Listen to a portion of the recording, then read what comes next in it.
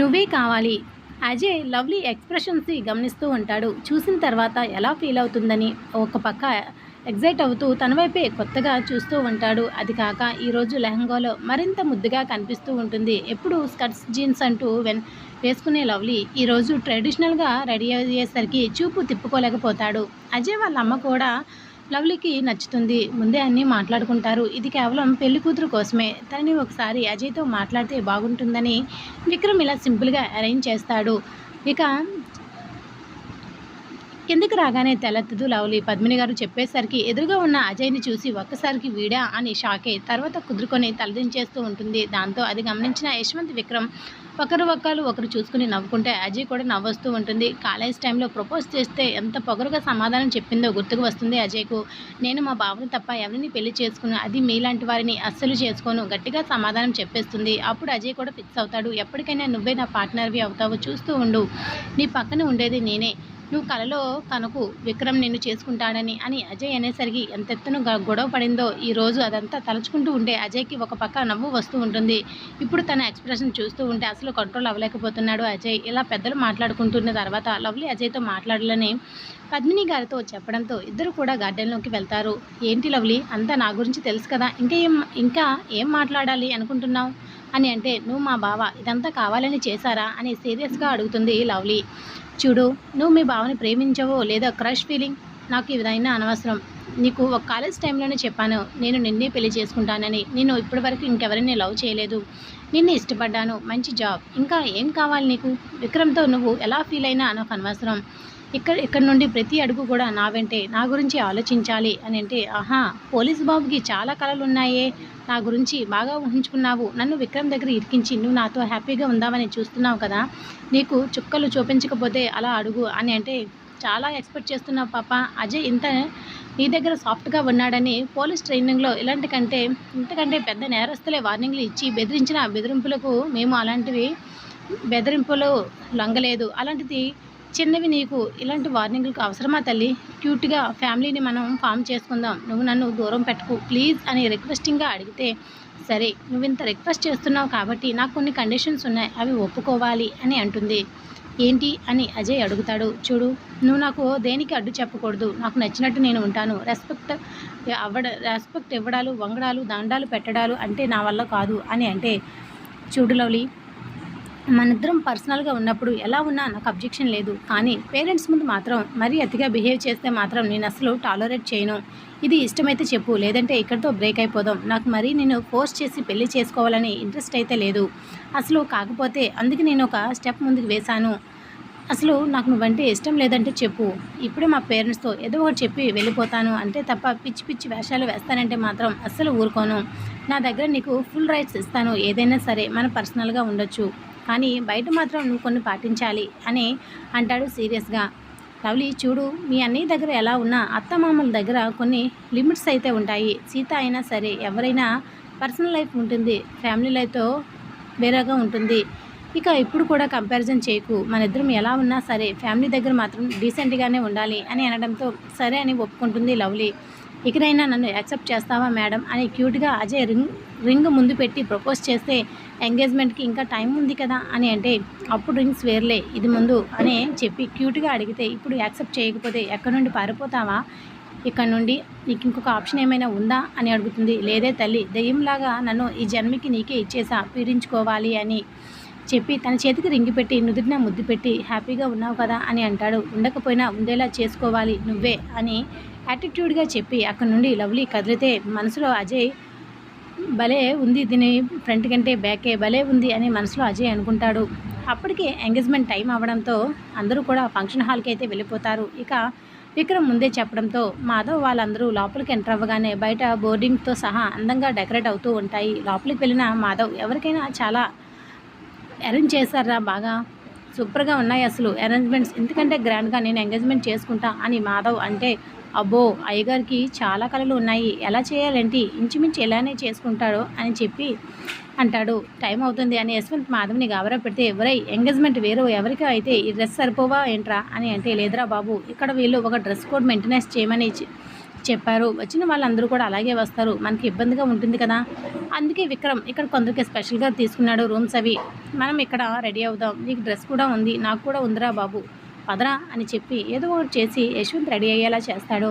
ముందుగా యశ్వంత్ మేకప్ ఆర్టిస్ట్‌తో లైట్‌గా టచ్అప్స్ ఇచ్చుకున్న తర్వాత అజయ్‌కి లాస్ట్‌లో మాధవ్‌కు ఇక చూస్తే విక్రమ్ ఫోన్ కాల్స్‌తో బిజీగా ఉంటాడు. అంతా అయిన తర్వాత ముహూర్తం టైం అవడంతో ఎదురు చూస్తూ ఉంటే రెడీ అవుతుంది. ఇక టైం అయిపోవడంతో పంతులు గారు రమ్మంటారు. మాధవ్ వచ్చే టైంకి బయట లైట్స్ అయితే ఆఫ్ అయి ఉంటాయి. ఏంట్రా ఇది, ఇంత అరేంజ్మెంట్స్ చేసిన వాళ్ళు లైట్స్ అవ్వడం ఏంటి, ఆఫ్ అవ్వడం ఏంటి అని షాక్ అవుతాడు మాధవ్. దాంతో వెంటనే అక్కడున్న యశ్వంత్ ఆ మొబైల్లో టార్చ్ ఉందిలేరా, వేస్తారా, ఏదైనా ఎలక్ట్రికల్ ప్రాబ్లమ్ అయి ఉండొచ్చు అని వాళ్ళు అనుకున్న ప్లేస్కి తీసుకుని వెళ్తాడు. కరెక్ట్గా లవ్లీ అజయ్ ఎదురెదురుగా ఉంటే అజయ్ పక్కన మాధవ్ ఎదురుగా రాధి ఉంటుంది. అలా నిలబెట్టిన తర్వాత కరెక్ట్గా 1 నిమిషం లైట్స్ ఆన్ అవుతాయి. ఎదురుగా సెటప్ అంతా చూసి ఒక్కసారిగా షాక్ అవుతాడు. అప్పుడే వరుసగా పూల రెక్కలు తనపై పడుతూ ఉంటే ఆలోచించుకునే టైం లేక ఉక్కిరి బిక్కిరి అయిపోతూ ఉంటాడు మాధవ్. బావా అని గట్టిగా అరుస్తాడు. దాంతో అక్కడందరూ కూడా చెవులు మూసుకోవాల్సి వస్తుంది. ఏమైందిరా, ఎందుకంత గట్టిగా అరుస్తున్నావు అంటే నేను చూసేదే నిజమా అని అంటాడు. రియాలిటీ ముందు ఉంటే ఏంట్రా బావా ఇది, ఎందుకో నాకు డౌట్గా ఉందిరా. లవ్లీ అజయ్ ఎంగేజ్మెంట్ నాకు చెప్పనే లేదు. ఎందుకు నా ముందు ఉంది ఎవరు, ముసుగులో ఉన్న రాధని అడుగుతాడు. ఎందుకంటే మొహం మీద ముసుగు వేసి ఉండడంతో అది నీకు ఎంగేజ్మెంట్ తనకి నీకు అని అంటే రాధని ఎలాగో నువ్వు చేసుకోవడం లేదు కదా, ఈ అమ్మాయి నిన్ను ఇష్టపడి పెళ్లి చేసుకుంటుందంట, రిక్వెస్ట్ చేస్తుంది. దాంతో తప్పులేదురా, అజయ్ వాళ్ళు చుట్టాలు, తనకి చెల్లి వలస అవుతారు అజయ్కి అని అంటే ఎవరైనా సరే రాధికి నేను అన్యాయం అయిపోతుంది, రాధికి ఇంత అన్యాయం నేను అస్సలు చేయను, అయినా ఇంత పిచ్చి నిర్ణయాలు తీసుకోవడం ఆటలాటగా ఉందా మీకు అని సీరియస్ అవుతూ ఉంటాడు. ఇక అజయ్ అయితే అలా సీరియస్ అవుతూ ఉంటే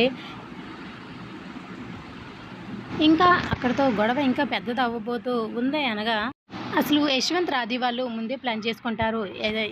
మాధవ్ని ఆట పెట్టించాలని ముందే పెద్దవాళ్ళకైతే చెప్పడంతో వాళ్ళైతే అసలు ఏమీ మాట్లాడరు, మౌనంగా ఉంటారు. కానీ ఆఖరికి ముహూర్తం టైం అయిపోవడంతో పంతులు గారు అయితే రింగులు మార్చుకోవాలని అక్కడ హడావిడి చేస్తూ ఉండడంతో అప్పుడు అయితే ఇక మాధవ్ చేసిన గోలకి విక్రమ్ తన్ని ఒక తట్టు తట్టేసరికి బావా అని గట్టిగా అరుస్తూ ఉంటాడు. దాంతో అక్కడున్న మాధవ్ అయితే రే ఏమైందిరా అని రాధి మీద ఉన్న ముసుగైతే తొలగించేస్తూ ఉంటారు. దాంతో వెంటనే ఎదురుగా ఉన్న తన పుత్తడి బొమ్మను చూసుకొని ఒక్కసారిగా షాక్ అవుతూ ఉంటాడు మాధవ్ అయితే. ఇక అలా మాధవ్ వచ్చిన ఎక్స్ప్రెషన్స్కి అయితే అందరూ చూస్తూ నవ్వుకుంటూ ఉంటారు. శారీలో చాలా ముద్దుగా ఉంటుంది రాధి. ఇద్దరు ఎంగేజ్మెంట్స్ కూడా పంతులు గారు సాంప్రదాయంగా చేస్తారు. ఇదంతా స్వీట్ షాక్తోనే మాధవ్ చేస్తూ ఉంటాడు. అసలు ఇదంతా నిజమా కాదా అనే జరిగిందంతా ఒక్కొక్కటిగా ఆలోచిస్తూ ఉంటే తనకి పూర్తి షాక్లోకి వెళ్ళిపోతాడు. ఎంగేజ్మెంట్ అయిన తర్వాత వచ్చిన వాళ్ళందరూ భోజనాలు తింటూ ఉంటే రాధి అని బాధపడితే నీకు సర్ప్రైజ్ బావా ఎలా ఉంది అని హత్తుకుని అడుగుతూ ఉంటుంది. బాబోయ్ నార్మల్గా లేదు తెలుసా అని హగ్గుని టైట్గా మార్చి చెప్తే నీకు గుర్తుగా ఏదైనా స్వీట్గా ఇవ్వచ్చు కదా, ఇంకా స్పెషల్గా ఉంటుంది నాకు అనడంతో తన భావన కోరిక తీర్చడంలో నిమగ్నం అయి ఉండిపోతుంది రాధి. ఇద్దరు అదరాలు సయ్యాటలు బ్రేక్ ఎవరి గురించి ఆలోచన బంధించి చాలా బాగుంది సర్ప్రైజ్ గిఫ్ట్, అసలు ఊహించలేదు. అయినా అజయ్తో ఎంగేజ్మెంట్కి చెల్లి ఒప్పుకుందా, అది నాకు ఆశ్చర్యం. మహారాధి అని ఎందుకు ఒప్పుకోదన్నయ్య, అన్నయ్య ప్రేమించలేదు, జస్ట్ క్రష్ ఫీలింగ్. అది కాక బావ చదువు కూడా ఉంది, అందుకే పెళ్లి చేసుకోవాలని అనుకుంది. చిన్నప్పటి నుండి అత్తయ్య ఇంటి కోడలు చేయాలని 1-2 సార్లు మాట్లాడుతూ ఉండేది. దాంతో ఎలాగైనా విక్రమ్ని పెళ్లి చేసుకోవాలని తప్ప తనకి స్పెషల్ ఫీలింగ్ అయితే ఏమీ లేదు. అందుకే మా చెల్లి మరి రాక్షసి కాదే, కాస్త ముందుది, నేను భరించగా లేనిది, అజయ్ ఏమాత్రం భరించలేడా, నేను డాక్టర్ని ఎంతగా ఉంటాను అని పోలీస్ అధికారి ఐపీఎస్ ట్రైనింగ్ తీసుకున్న వచ్చినప్పుడు లవ్లీ తనకు హ్యాండిల్ చేయడం కష్టమేమి కాదు, అక్కడ బయటపడే అజయ్ కాదమ్మా భయపడాల్సింది నేను. కోపంగా రాధి చూసేసరికి మరి నిజాలే కదా, నిజాలు అలాగే మండుతూ ఉంటాయమ్మా, మన కోసం అందరూ బయట ఎదురు చూస్తున్నారు అని అనడంతో రాధి మాధవ్ బయటికి వచ్చేసరికి అక్కడ ఇంకొక జంట మిస్ అవుతుంది. రాధి రాగానే లవ్లీ ఏది అని అనడంతో వాళ్ళు బయటికి వెళ్ళారు. పద్మిని గారు చెప్తారు. ఎక్కడికి అత్తయ్య అంటే ఏమోరా ఇద్దరు కలిసి బయటకు వెళ్ళారు అని అనగానే సర్లే డిన్నర్ చేశారా అని అంటుంది. లేదు మా చేద్దాము అని చెప్పి ఎంగేజ్మెంట్కి వచ్చిన ఫ్రెండ్స్తో రాధి కాసేపు మాట్లాడుతూ ఉంటుంది. లవ్లీ అజయ్ దగ్గరికి వస్తుంది. ఏంటి అన్నట్టు అజయ్ చూడడంతో మనం కూడా కాస్త ప్రైవసీగా మాట్లాడుకుంటామా, బయటికి వెళ్దామా అని అడుగుతుంది. ఇప్పుడే మనం కూడా టైం స్పెండ్ చేయడం అవ్వలేదు కదా, నీతో మాట్లాడే అవకాశం కూడా లేదు, హ్యాపీగా మూమెంట్ని మనం బయట సెలబ్రేట్ చేసుకుందాం అని అనడంతో ఇక అజయ్ అయితే కాదనలేకపోతాడు. ప్లీజ్ అజయ్, స్పెషల్గా సెలబ్రేట్ చేసుకుందాం అని లవ్లీ అంటుంది. ఎంగేజ్మెంట్ తర్వాత ఫస్ట్ కోరిన కోరిక కాబట్టి ఇక పద్మిని గారు పర్మిషన్ తీసుకుని ఇక విక్రమ్కి చెప్పి తన పేరెంట్స్కి కూడా చెప్పి అక్కడ నుండి బయటికి అయితే వెళ్తాడు. ఇక రాధి బయటకు రాగానే వాళ్ళని అడగడంతో ఇక అదే విషయం వాళ్ళకి చెప్తారు.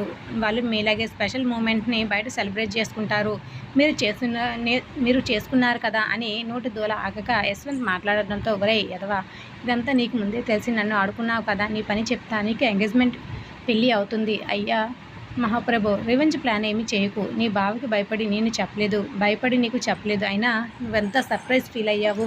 ఆ మూమెంట్ని వదిలేసి నన్ను అంటావేంట్రా? ఇదంతా మీ బావగాడు మహిమ. ఏదైనా అనాలనుకున్నా, గిఫ్ట్ ఇవ్వాలని అనుకుంటే మీ బావకి ఆ గిఫ్ట్ ఏవో ఇచ్చుకో, నాకు అవసరం లేదు, నాకు చాలా పని ఉందిరా బాబోయ్, డిన్నర్ సెక్షన్ వైపు అంటూ వెళ్ళిపోతాడు యశ్వంత్. అప్పటి వరకు వీళ్ళు భోజనం చేయకపోవడంతో స్పెషల్గా వీళ్ళకి అరేంజ్ చేసిన టేబుల్ దగ్గరికి అక్కడ ఫ్యామిలీతో పాటు సరదాగా మాట్లాడుతూ డిన్నర్తో అయితే కంప్లీట్ చేస్తారు. అప్పటికే వచ్చిన పెద్దలందరూ వెళ్ళిపోవడంతో ఫ్యామిలీ అందరినీ కూడా అక్కడ నుండి విక్రమ్, యశ్వంత్ అయితే పంపించిన తర్వాత పేమెంట్ సెటిల్ చేసి యశ్వంత్ కూడా ఇంటికి వెళ్తే విక్రమ్ కూడా ముందే మహాలక్ష్మి వాళ్ళతో సీతను పంపించేస్తాడు. అప్పటికి తను చాలా బాగా అలసిపోయి ఉంటుంది. పడలిపోయిన మొహం చూసి ఇక తనకు ఆలస్యం అవ్వడంతో మహాలక్ష్మి వాళ్ళతో పంపించేస్తాడు. అప్పటికి టైం 12 అయిపోవడంతో కాస్త ఇంకా వర్క్ బ్యాలెన్స్ అవ్వడంతో అదంతా చూసుకుని విక్రమ్ హోటల్లోనే రూమ్ తీసుకుని పొద్దున్నే వెళ్ళొచ్చులే అనుకుని అక్కడే ఉండిపోతాడు. మరొక పక్క అజయ్, లవ్లీ బయటికి రాగానే ఎక్కడికి వెళ్దాము అని అజయ్ అడిగేసరికి ఎక్కడికైనా సరే మనిద్దరం స్పెషల్గా ఉండేలా అని లవ్లీ అనగానే ఇక్కడ ఒక రెస్టారెంట్లో ఓపెన్ గార్డెన్ ఉండే రెస్టారెంట్ దగ్గర స్పెషల్గా అరేంజ్మెంట్స్ చేయమని చెప్పి విక్రమ్కి మెసేజ్ చేస్తాడు. వెంటనే విక్రమ్ అయితే తనకు తెలిసిన రెస్టారెంట్లో అరేంజ్మెంట్స్ చేయమని చెప్పి వెంటనే అడ్రస్ అయితే అజయ్కి సెండ్ చేస్తాడు. అలా బయట కాసేపు తిరిగి వెంటనే రెస్టారెంట్కు విక్రమ్ పంపిన అడ్రస్కి అయితే అజయ్ లవ్లీని తీసుకుని వెళ్తే తనకి ఇష్టమైన ఆర్డర్ ఇచ్చి అవి తిన్న తర్వాత, ఇప్పుడు చెప్పు, ఇంకా ఏం నాతో మాట్లాడాలి అని అనడంతో, ఏమీ లేదు, కాసేపు నీతో ఈ మూమెంట్ని హ్యాపీగా ఎంజాయ్ చేయాలని అనిపించింది అంతే, అంతకు మించి ఏమీ లేదు అని సింపుల్గా లవ్లీ చెప్తుంది. నాకు ఎందుకో డౌట్గా ఉంది, నువ్వు ఇంత త్వరగా నన్ను యాక్సెప్ట్ చేస్తే నాకు అస్సలు అర్థం కావటం లేదు. ఏదో చెప్పాలని వచ్చావు కదా, చెప్పు, నేనేమీ అస్సలు అనుకోనులే, నేనేమి నిన్ను బెదిరించలేదు కదా నీ మనసులో దాచుకోవడానికి అని అంటే, బెదిరిపోవడానికి నువ్వు అనుకున్న టైప్ కాదని నీకు తెలుసు, అయినా కూడా నువ్వు నా దగ్గర ఇలా మాట్లాడితే నేను ఇంకా ఏమీ చెప్పలేను. 1-2 సార్లు నీ మీద ఉన్న ఒపీనియన్ కాస్త చేంజ్ అవుతుంది. మనం ఇలా కలుస్తూ ఉంటే అందుకే నీతో టైం స్పెండ్ చేద్దామని ఇలా వచ్చాను. ఇంకైనా నీకు ఏదైనా డౌట్ ఉందా అని తిరిగి ప్రశ్నిస్తుంది. అలా ఏం లేదులే, ఇంకా ఏమైనా కావాలా అని అడిగితే ఐస్ క్రీమ్ అని చెప్తుంది. వచ్చిన ఐస్ క్రీమ్ని తింటూ తన కోసం స్పెషల్గా అరేంజ్ చేసిన గార్డెన్ని చూసి, చాలా బాగుంది అజయ్, మన కోసమే చేయించామా అని అంటే, మన కోసమే అంటే విక్రమ్కి చెప్పాను, అరేంజ్మెంట్స్ అంతా అయిపోయింది, ఇప్పుడే నీకోసం ఏదైనా సరే ఇలా స్టార్ట్ చేయాలి అని అంటాడు. సరే, నాతో ట్రావెల్ అయితే ఇలాంటివి చాలా చేయాల్సి వస్తుంది, సరే ఇప్పటికీ చాలా టైం అవుతుంది, అమ్మ వాళ్ళు టెన్షన్ పడతారు అని లవ్లీ అంటే తను చేయి పట్టుకుని ఆపేస్తాడు. ఏమైంది అని అనగా, ఇంత చప్పగా మన స్పెషల్ డే ఉంటే ఎలారా, అన్నీ నేనే చెప్పాలా అని అజయ్ అనగానే, అలాంటి పప్పులేమీ ఇప్పుడు ఉడకవు, నా కోసం వచ్చావని ఈ స్టెప్ అయినా నేను తీసుకున్నాను, అంతకంటే ముందుకు వెళ్ళాలంటే నాకు కాస్త టైం పడుతుంది, దీనికి మాత్రం నువ్వు నన్ను అస్సలు ఫోర్స్ చేయకూడదు, నన్ను నువ్వు అర్థం చేసుకుంటే చాలా బాగుంటుంది అని చెప్పి ముందుకు అడుగులు వేస్తూ ఉంటుంది. ఇక తప్పగా అజయ్ కూడా ఆమె వెనకాలే నడుస్తూ ఉంటాడు. నువ్వే కావాలి పార్ట్ 43. లవ్లీను అజయ్ డ్రాప్ చేసిన తర్వాత స్టే చేసిన రిసార్ట్ అడ్రస్ నాకు వెళ్ళిన తర్వాత సెండ్ చేయి అని చెప్పి లైట్ హగ్ ఇచ్చి అక్కడి నుండి రిటర్న్ అవుతాడు. లవ్లీ గదిలోనికి వెళ్ళి ఫ్రెష్ అయ్యి వచ్చిన తర్వాత అప్పటి వరకు అజయ్తో గడిపిన క్షణాల్ని గుర్తు చేసుకుని స్మైల్ ఇస్తూ ఉంటుంది. విక్రమ్ను పెళ్లి చేసుకోవాలని అనుకోవడం కేవలం ఆస్తుందని, లగ్జరీగా బతకొచ్చన్న అత్యాశతోనే తప్ప తనకు ఎప్పుడూ భావని ప్రేమించలేదు. అందుకే అజయ్తో ఈజీగా మూవ్ అవుతూ ఉంటుంది. ఇక లవ్లీ అయితే మాధవ్ ఫోన్ చేసినా రాధి లిఫ్ట్ చేయకపోవడంతో ఒక పక్క ఆఫీసుల వర్క్ స్ట్రెస్తో చిరాగ్గా ఉంటుంది మాధవ్కి. ఇంటికి రావడానికి కూడా ఖాళీ లేకపోవడంతో ఖాళీ చూసుకుని రాధితో మాట్లాడాలని నిర్ణయించుకుంటాడు మాధవ్. పొద్దున్నే లేచిన Vikram morning daily routine complete అయిన తర్వాత ఆఫీస్కి వెళ్ళి క్యాబిన్కి వెళ్ళేసరికి దిష్టిబొమ్మల గంటు మొహం పెట్టుకుని నిలబడి ఉంటాడు యశ్వంత్.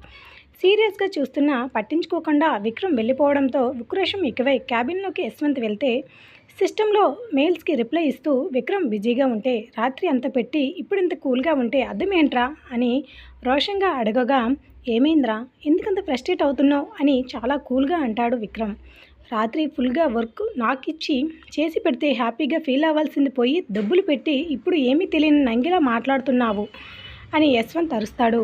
కంప్లీట్ అయితే ఆఫీస్కి వచ్చి చెప్తే అప్పుడు సన్మానం సత్కారం చేసేవాడిని. రాంగ్ టైంలో కాల్ చేసి డబ్బులు తినే నన్ను అంటావేంట్రా అని విక్రమ్ అంటే, రాంగ్ టైం ఏముందిరా, నా చెల్లికి హెల్త్ బాగాలేదు, తను ఏమైనా ఇబ్బంది పెడితే నేను అస్సలు ఊరుకోను అని యశ్వంత్ అనగా, ఊరుకోక ఏం చేస్తావు బే అని యశ్వంత్కి హై లెవెల్లో రెస్పెక్ట్ ఇస్తాడు విక్రమ్.